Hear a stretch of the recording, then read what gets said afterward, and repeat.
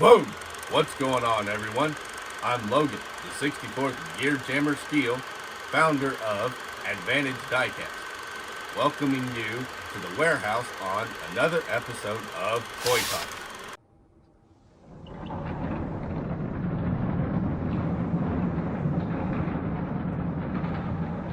Little Audrey's transportation was started in the late 1940s. It was just after the war, and refrigerated van trailers were just coming into their own. And Little Audrey's was one of the first to jump in and focus on refrigerated freight. This was a huge turning point in the transportation of freight by trucks. Cold freight was no longer limited to the distance between ice houses, where the trailers would be iced down for the next leg of their run. And as you know, with ice and warm temperatures, it melts. Now, this isn't a problem in winter when temperatures are below freezing, but the rest of the year, this is a big problem for moving those cold loads. And just forget about trying to move a frozen load. The founders at Little Audrey's saw this as the future of trucking and incorporated their company in New Mexico, but they headquartered it in a tiny hole-in-the-wall office in Fremont, Nebraska. That little office only had a couple of dispatchers and office staff needed for sales and paperwork. Their office was really just a converted 2-bedroom house on a big lot, which they paved over so that trucks could park on it. I'll bet their neighbors just loved that. The legend goes, Little Audrey's was named after one of the founders' wives. There's probably some truth in that, because back in those days, there weren't many trucking companies named after women. There were a few, but not very many. Little Audrey's started with 3 trucks and quickly grew as the refrigerated market exploded. And at their peak, they ran about 60 trucks between company trucks and owner-operators.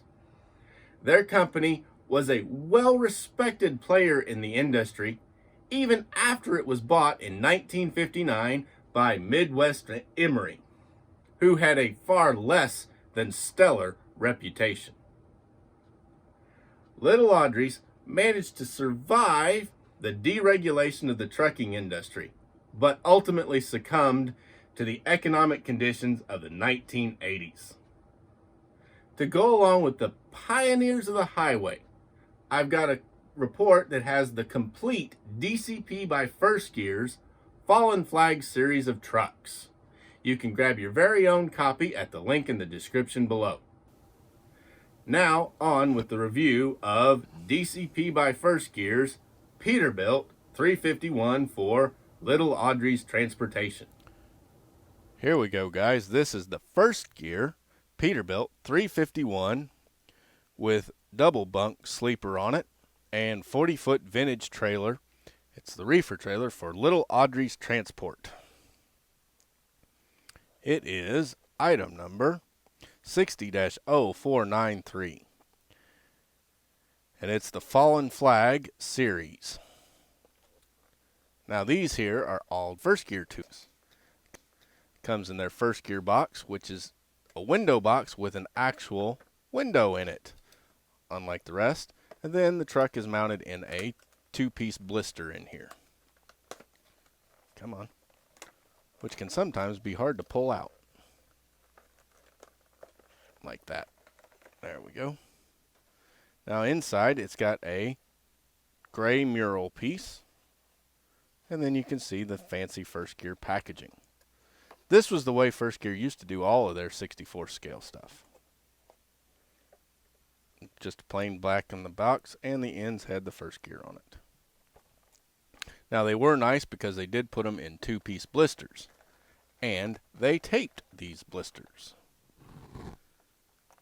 Another really nice thing to do is get these things so they don't pop open when you pull them out. I've actually done that with one that had the blister taped already cut, pulled the truck out, and slip fell right out of my hands. Oops. Take the trailer out here, and then take the tractor out. And set the tractor there. Then we'll get this blister out of the way. Okay then, now let's get this trailer and pick it up and look at it. This is the first gear 40-foot trailer, which leaves a lot to be desired. I will say it's nice that it does not have the working suspension, so this trailer always sits flat, but a lot of other things are wrong with it. It has nice tampos for the marker lights, front and rear, no center ones, orange in the front and red in the back. The Little Audrey's graphic is outstanding on the side of the trailer, and it's silver. The upper parts of this trailer are all die-cast. Turning them underneath, now you see the plastic parts. The base of this trailer is all plastic, but that's alright. You don't really look at the base anyway. There is a spare tire carrier with a spare tire, just a rim. Wow, that's cool. I wish they would have used that on their 5-spoke spider wheels instead of these. These you don't change the rim, you change the whole tire and wheel, but the other ones you just pull the rim and leave the spiders. This is what the wheel they should be using on them. Oh well. It has air brake canisters on both axles and a nice representation of spring trailer suspension. There's a fuel tank there, and the landing gear is on all the way to the outboard side. Nice detail, and it's the wheels. It's got the old steel wheels on it.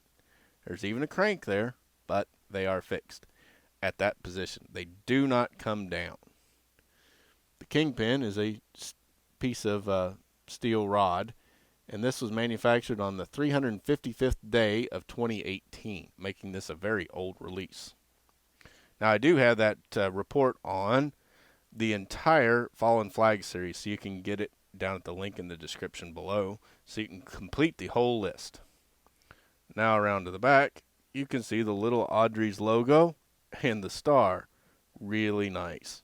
Their graphics are outstanding, but the trailer is not so great. The back doors do not open. The hinges are just all one paint. They didn't do any extra paint to make it look fancy, but they did put some red paint on where the brake lights would be.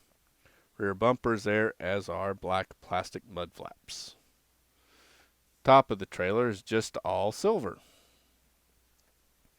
On the passenger side, just like the driver's side, only no crank for the landing gear because it's on the driver's side. And I did mention it has the chrome fuel tank for the reefer, which you see up front. There it is. It is their version of a Thermo King reefer. Not the greatest design, but it looks pretty nice. It's probably a little newer in design than this trailer, but that's okay. It's really a nice reefer. Does the job, and it's painted in Little Audrey's blue with a black, really dark gray to black grill area. Now the trailer itself is not really tall enough. It should have been a little taller, but that's alright. Now let's set the trailer aside. And you can see the problem with the landing gear that doesn't screw down. Kind of a bummer. However, most of the time we do actually run with these trailers hitched to trucks, not just the trailers by themselves, so I wouldn't worry too much about it. And here we go. This is the Peterbilt 351 tooling that First Gear has. It rides on 10-hole chrome wheels with soft rubber tires, and then they did a little Audrey's blue on the center caps, chrome mud flaps, brackets, and chrome quarter fenders. The sleeper is about a 60-inch double bunk. There's a door there with a little door latch, and the toolbox doors are tampoed in silver, as is the door handle. The lube finer oil filter here, which was very common back in these times, it is white with silver bands and a silver top. Pretty cool. You can see Little Audrey's logo on the door. Fuel tank back under the sleeper. Real short fuel tank, actually. And then the steps with the battery box. Peterbilt was classic that way. They'd push that tank back, put the steps there. On the other side, this tank would have steps on it.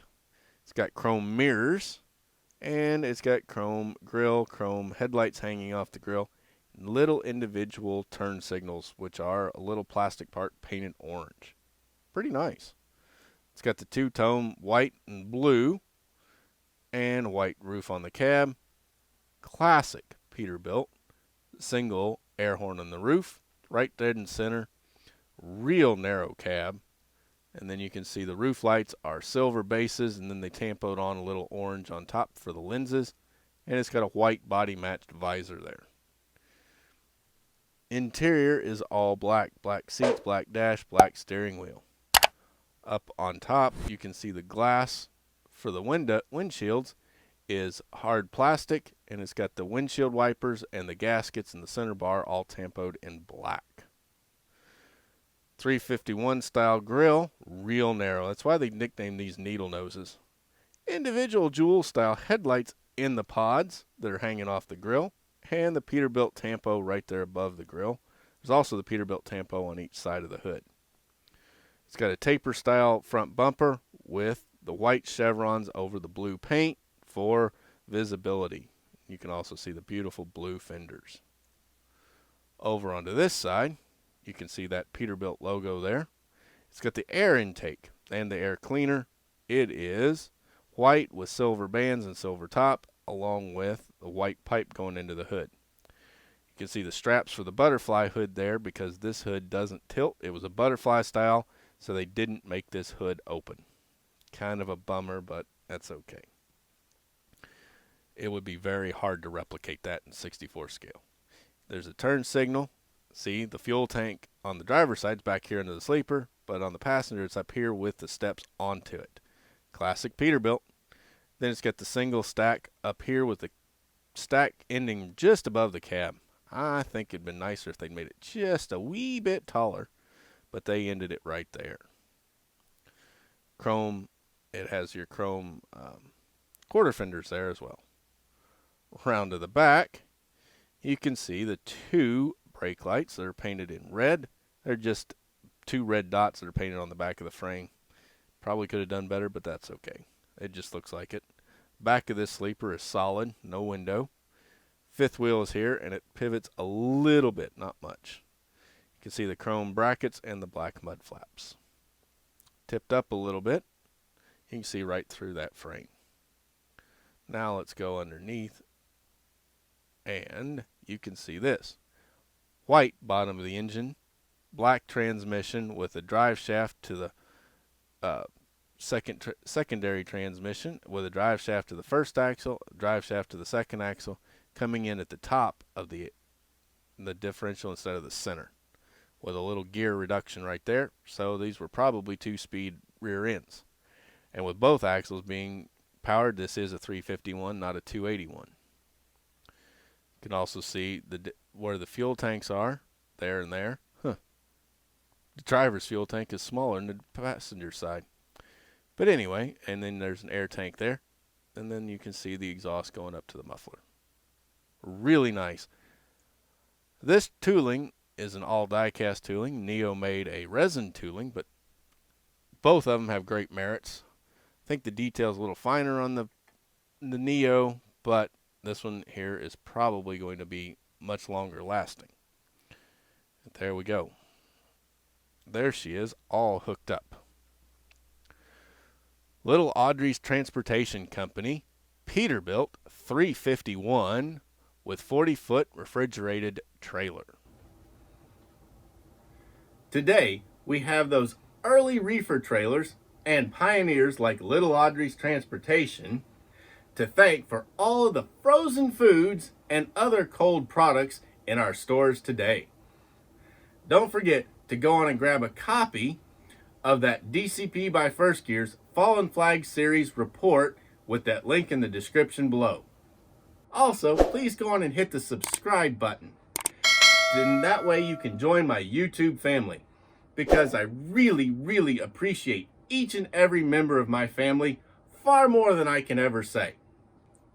And please tap that like button. That way you'll let YouTube know that you like this video. It helps me out a whole lot because it tells YouTube that you like it, and that means YouTube will go on and show this video to more people. And finally, I'm willing to bet you that your friends and your family would really thank you if you'd go on and hit that share button and share this video on your social media. Thanks for watching. I'll be back in the warehouse on Tuesday with another great video. I'm Logan, the 64th Gear Jammer Skeele, closing up Advantage Diecast's Southside Warehouse doors on another episode of Toy Talk.